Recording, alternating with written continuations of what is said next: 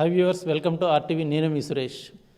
గత కొద్ది రోజులుగా చూసుకున్నట్లయితే కనుక భారతదేశం నలుమూలల కూడాను ప్రతి ఒక్కరి నోట ఒకటే మాట జై శ్రీరామ్ జై శ్రీరామ్ అంటూ ఆ శ్రీరాముని నామస్మరణ అయితే చేస్తూ ఉన్నారు. అయితే ఈ జై శ్రీరామ్ అంటూ ఎప్పుడూ లేనిది ఈ కొద్ది రోజులుగా అసలు ఎందుకు చేస్తున్నారంటే కనుక జనవరి 22వ తేదీన ఆ జగదభిరాముడి అయోధ్యలోని శ్రీరామ్ ఆలయాన్ని ప్రారంభిస్తూ ఆలయంలోని ఆ మూల విరాట్ని ప్రాణప్రతిష్ఠ చేయడం అయితే జరుగుతుంది. అయితే ఇటువంటి ఆలయానికి ఎన్నో శతాబ్దాలు బట్టి భారతీయులందరి కలగా మిగిలిపోయినటువంటి ఆ ఆలయం చిట్ట చివరికి నిర్మాణం జరిగి అందులో విగ్రహాన్ని ప్రతిష్ఠించే అన్ని ముహూర్తాలు కూడా ఖరారు చేయడం జరిగింది. అయితే ఈ ఆలయం నిర్మించడానికి తీసుకోవాల్సిన జాగ్రత్తలు ఏంటి, అసలు ఈ ఆలయం నిర్మించేటప్పుడు ఎటువంటి జాగ్రత్తలను, ఎటువంటి శాస్త్రీయపరంగా వాస్తుపరంగా ఎటువంటి జాగ్రత్తలు తీసుకుని ఆలయాన్ని నిర్మించడం జరిగింది, అలాగే ఆ విగ్రహాన్ని ప్రతిష్ఠించేటప్పుడు ఆ ప్రాణప్రతిష్ఠ చేసేటప్పుడు అసలు ఏ విధంగా ఆ శ్రీరామమూర్తిని అలా ప్రాణప్రతిష్ఠ చేసి అందులోని ఆ యొక్క భవ్యరామ మందిరంలోని ప్రతిష్ఠిస్తారనేది ఈరోజు మనం ఆరవెల్లి శ్రీ బాలభాస్కర శర్మ గారి దగ్గరికి వచ్చాము. అయితే ఆయన మాటలో తెలుసుకుందాం అసలు ఈ ఆలయాన్ని ఎలా నిర్మించడం జరిగింది, అసలు ఏంటి, ఈ ఆలయాన్ని నిర్మించేటప్పుడు ఆలయ నిర్మాణంలోని ఎటువంటి జాగ్రత్తలు తీసుకుని ఒక ఆలయాన్ని నిర్మిస్తారు, అసలు మా ఆర్టీవీ ప్రేక్షకులకు మీ ద్వారా తెలియజేస్తారా? నమస్తే అండి, నా పేరు బాలభాస్కర శర్మ, శ్రీకాకుళం కుంచాల కురుమపేట రాజరాజేశ్వరి జ్యోతిషాలయంలోనే మాట్లాడుతున్నాను. ఇప్పుడు రాముడు అన్న మాట చెప్పుకోవడానికే చాలా అదృష్టం, సంతోషకరమైనటువంటి విషయం. ఏమిటి రాముడు? ఎందుకు రామమందిరం ఏర్పరచాలి? అసలు రాముడికి ఎందుకు రామాలయం ఇప్పుడు వచ్చింది? దీని మీద రెండు విషయాల్లో మనకున్నటువంటి చిన్న జ్ఞానంతో మనం మాట్లాడుకుంటున్నాం. 10 గృహములు లేని పల్లెనైన ముందు రామమందిరం ఒకటి అలదురుగాక, కౌలెల్ల నీ నామ సంకీర్తనం గైగొందురుగాక, ఎట్టి వ్రాతయు శ్రీరామ నామమని చుట్టబడక, వెలగగున్నట్టి నీ కీర్తి రమ్య గుణదామ రఘురామ. వశిష్ఠుడు ఈ శ్లోకాన్ని చాలా అందరికీ అర్థమయ్యే రీతిలో చాలా విశేషంగా తెలియజేశాడు. ఏమిటి అసలు? ఒక పల్లెలో 10 గృహాలు కలిసి ఉంటే 10 గృహములు కలిగిన పల్లెనైనా ముందు రామమందిరం ఒకటి అలుదురుగాక. రామ అన్న శబ్దం ఎక్కడుంటుందో అక్కడ శాంతి, ప్రేమ, సంతోషం, జ్ఞానం, సంపద ఇన్ని సమకూరుతాయి. అందుకు రాబోయే యుగంలో జరుగుతున్నటువంటి ఈ విషయాలన్నిటికీ కూడాను ముందుగానే వీళ్ళందరూ ఋషులందరూ తెలుసుకొని ఈ విషయాన్ని ముందుగా మనకి అందజేశారు. ఏమిటి అంటే, ఒక గ్రామంలో 10 ఇళ్ళు ఉంటే ఆ గ్రామానికి సంబంధించి 10 ఇళ్ళ వారు కలిసి ఒక మందిరాన్ని ఏర్పరచుకొని ఒక ఇంటి నుంచి ఒక ద్రవ్యం, ఒక ఇంటి నుంచి ఒక ద్రవ్యం, ఇలా అన్ని ద్రవ్యాలు సమకూర్చుకొని ముందుగా రామభజన చేసేవారు. అలాగే ఎంతటి కవి కానివ్వండి, ఎంతటి సామాన్యుడు కానివ్వండి, ఎంతటి పండితుడు కానివ్వండి, శ్రీరామ అని నామం చుట్టాలి అని చెప్పి ముందుగానే తెలియజేశారు. అలాగే ఎవరట అవనివ్వండి, గానం చేసినా సరే రామనామం లేనిది, ఆ రామనామ శబ్దం లేనిది జరగటం లేదు. అటువంటి రాముడు ఈ కలియుగంలో శ్రీమన్నారాయణుడే నరుడిగై భూమి మీద ఉద్భవించాడు. అటువంటి ఉద్భవించినటువంటి గొప్ప క్షేత్రం అయోధ్య. అసలు అయోధ్య ఎంత గొప్ప క్షేత్రం అంటే, మనం తరించాలి అనుకుంటే 7 క్షేత్రాలు, పుణ్యక్షేత్రాలు ఉన్నాయి. అయోధ్య, మధుర, మాయి, కాశీ, కాంచి, అవంతిక, పూరి, ఇవి ఏవైతే ఉన్నాయో ఇవి చాలా గొప్ప విశేషమైనటువంటి మానవులు చేసినటువంటి పాప రాశినంతటిని కూడా సమూహంగా నాశనం చేసి గొప్ప పుణ్యస్థలం కలిగించినటువంటి, గొప్ప యోగాన్ని కలిగించినటువంటి గొప్ప పుణ్యస్థలాలు. అందులో శాస్త్రం చెప్పింది ఏంటంటే అయోధ్య. ఈ శ్లోకంలోనే చెప్పండి, అయోధ్య, మధుర, మాయి, కాశీ, కాంచి, అవంతిక, పూరి, ద్వారవతి అని ఏ పుణ్యక్షేత్రాలు పేరు చెప్పిందో అందులో మొట్టమొదటి క్షేత్రం పేరు ఎందుకు చెప్పింది అంటే అయోధ్య. అయోధ్యలో ఉన్న పుణ్యస్థలం మరెక్కడా లేదు. మరి అయోధ్య పుణ్యవాసి ఎవరు అంటే రాముడే నడయాడిన పుణ్యభూమి.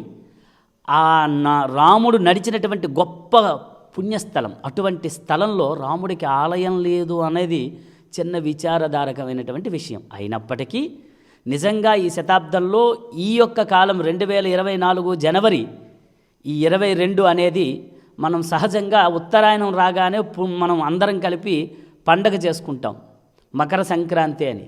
మకర సంక్రాంతి అనే పండగ మనకి ఎంత సంతోషాన్ని ఇస్తుందో ఎప్పటికీ మరిచిపోలేనటువంటి గొప్ప రోజు ఏది అంటే 22 అని చెప్పుకోవాలి. అంత పుణ్యమైనటువంటి స్థలంగా, అంత పుణ్యమైనటువంటి రోజుగా ఉంటుందన్నమాట.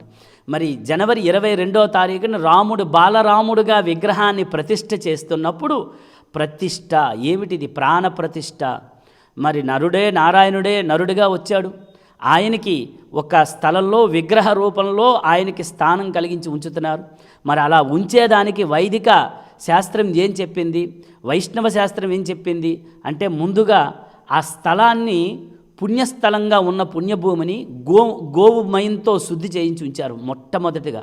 ఆ తర్వాత యంత్రస్థాపన చేశారు. తర్వాత ఆ యొక్క శిలాస్థాపన చేసి శంకుస్థాపన అనేది చేశారు. చాలా సంతోషం. అనతి కాలం, చాలా కొద్ది కాలంలోనే చాలా విశేషమైనటువంటి సుందర రామ మందిరంని నిర్మించేశారు. ఆ ఆలయం నిర్మించడం అనేది ఇంత అని చెప్పడానికి లేదు. వాస్తుశాస్త్రంలో ఏదైతే ఉందో, ఇతస్యాహ వాస్తూనాం సర్వసంప్రక్తిః వాస్తూనాం ప్రణతే తథా వాస్తు ఇతిష్ఠంతి సర్వానాం జయం భవేత్ అని వాస్తుశాస్త్రం చెప్తుంది.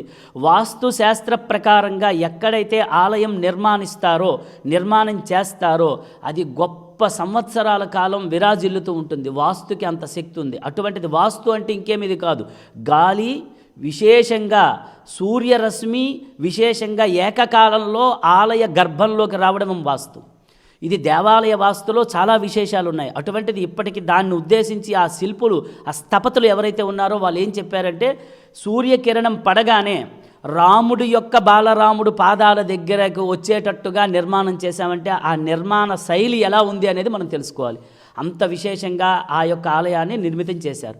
ఇప్పుడు ఆ నిర్మితం చేసిన దానికి నేటికి 16 రోజులుగా ఎన్నెన్నో పూజలు చేయిస్తూ, ఆ యొక్క వైష్ణవాచార ప్రకారంగా, వైదికాచార ప్రకారంగా, ఈ వేదమంత్ర శాస్త్ర ప్రకారంగా ఎన్ని రకాలుగా అయితే ఉన్నాయో అన్ని రకాలుగా విశేషమైనటువంటి క్రతువులన్నీ నడిపిస్తున్నారు.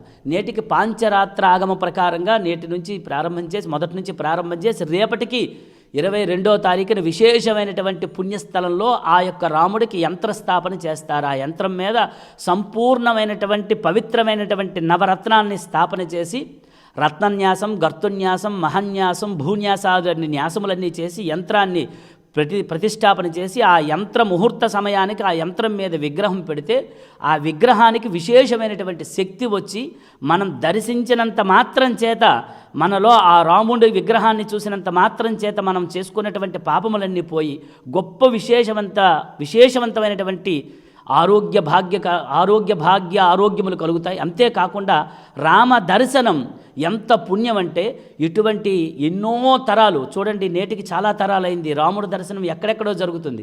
ఎక్కడో జరగడం వేరు, రాముడు నడయాడిన భూముల్లో రాముడికి విగ్రహం పెట్టి యంత్రస్థాపన చేసి ఆయనకి దర్శనం చేసుకోవడం వేరు.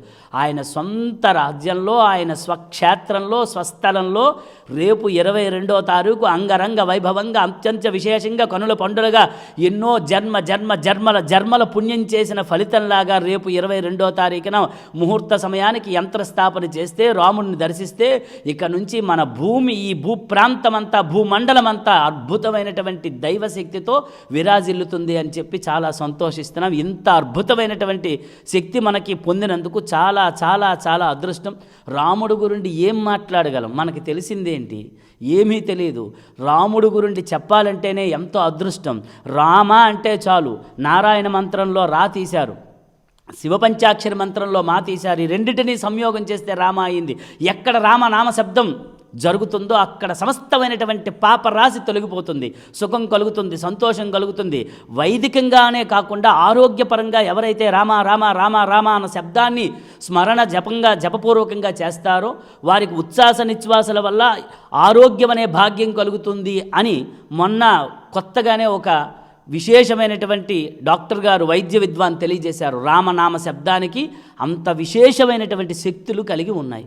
అటువంటిది మన అదృష్టంగానే భావించాలి. చూసుకున్నట్లయితే కనుక కొన్ని శతాబ్దాల నాటి నుండి ఆ రామాలయం కట్టేందుకు అక్కడ ఎంతోమంది ప్రాణత్యాగం చేశారు. అదే నేలపైన ఎక్కడైతే రాముడు నడియాడాడో అటువంటి నేలపైన ప్రాణత్యాగం అయితే చేయడం జరిగింది. కొంతమంది త్యాగం ఆ నేల ఏమైనా అపవిత్రమైంది, దానికి తగినటువంటి ఏమైనా పూజా పురస్కారాలు ఏమైనా చేసి ఆ నేలను శుద్ధి చేయడం అనేది జరిగింది.